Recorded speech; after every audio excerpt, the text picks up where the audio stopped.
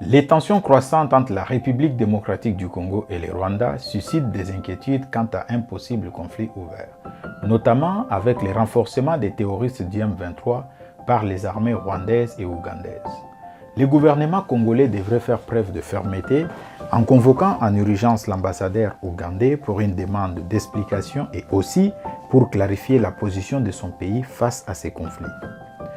Bien que les menaces belliqueuses du dictateur rwandais Paul Kagame doivent être prises au sérieux, ce type de rhétorique est souvent associé au dictateur en perte de vitesse. Alors, avant d'envisager de s'engager dans un conflit ouvert et prolongé avec la République démocratique du Congo, l'armée rwandaise doit prendre en compte ses effectifs limités avec seulement plus ou moins 50 000 hommes, sa petite taille géographique et sa faible démographie. Dans les cas contraires, notre pays pourrait utiliser ses forces aériennes pour atteindre le Rwanda et déployer des troupes au sol pour assiéger Kigali, centre de son pouvoir politique, afin de lui dicter des conditions de paix. Alors, il nous faut bien mûrir une telle option, car dans une telle situation, les brouillards de la guerre rendent difficile la connaissance des intentions de l'ennemi, sa marge de manœuvre et sa capacité à répondre à une éventuelle attaque militaire de la République démocratique du Congo. Et pour percer ces brouillards, l'espionnage et les renseignements sont des moyens à mobiliser. Malheureusement, nos services de renseignement ont été détournés de leur mission initiale par l'ancien régime. Nous saluons les efforts en cours pour les réorienter vers la collecte d'informations pertinentes pour la conduite de notre politique de défense nationale.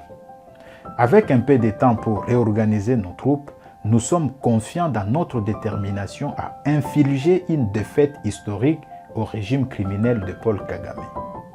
S'agissant de notre pays, la République démocratique du Congo, il possède des atouts tactiques et stratégiques peut-être ignorés par nous-mêmes. Nous disposons d'une armée dynamique d'environ 150 000 hommes, des forces terrestres et aériennes en pleine croissance ainsi qu'une vaste profondeur de champ offrant des possibilités de dissimulation et de repli stratégiques. Cependant, des lacunes persistantes dans nos dispositifs de sécurité et de défense doivent être rapidement corrigées, notamment sur le plan disciplinaire, organisationnel et structurel. Sous le régime du président Kabila, la plupart de nos généraux et autres responsables militaires privilégiaient des affaires lucratives au détriment de la défense nationale, se contentant du statu quo et négociations sans résoudre le problème de fond. Le phénomène CNDP puis M23 en est un exemple probant. Il est temps de décourager de tels comportements et mobiliser nos ressources intellectuelles, politiques et militaires pour contrer la menace rwandaise. Pire dans tout ça, c'est aussi de voir certains compatriotes continuer à jouer les jeux de l'ennemi, ignorant les leçons du passé. Les recours à la rébellion contre son propre pays, comme le fait Nanga et toute sa bande, découlent logiquement de notre tolérance envers ceux qui ont agi de même dans le passé. Un vrai patriote ne choisit jamais la violence pour faire valoir ses revendications. En ce qui me concerne, je soutiens pleinement la position du président de la République.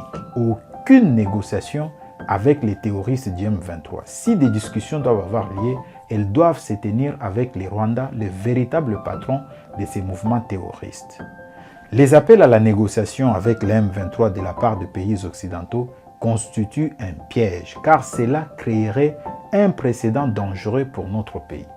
Chers compatriotes, opposition, majorité, société civile, reléguons nos différends au second plan. Soutenons la position du président de la République pour vaincre nos ennemis. Nos services de sécurité doivent travailler sans relâche pour neutraliser Nanga et toute sa bande afin de dissuader toute tentative similaire à l'avenir. Par ailleurs, considérons l'implication des troupes de la SADC comme une opportunité pour gagner du temps et renforcer nos capacités. Préparons la population congolaise à une éventuelle guerre totale et envisageons un service militaire obligatoire pour des jeunes après l'obtention de leur diplôme d'État et faire en sorte que cela soit une obligation pour tout accès à l'université ou à une carrière professionnelle. Des sanctions sévères en cas de non-respect. Voici ma lecture des défis sécuritaires de notre pays. Je serai ravi de lire vos critiques dans les commentaires. Si vous souhaitez me soutenir, abonnez-vous à notre chaîne pour être informé de nos prochaines vidéos. C'est Platini Chimpumpu qui vous a parlé de Clermont-Ferrand en France.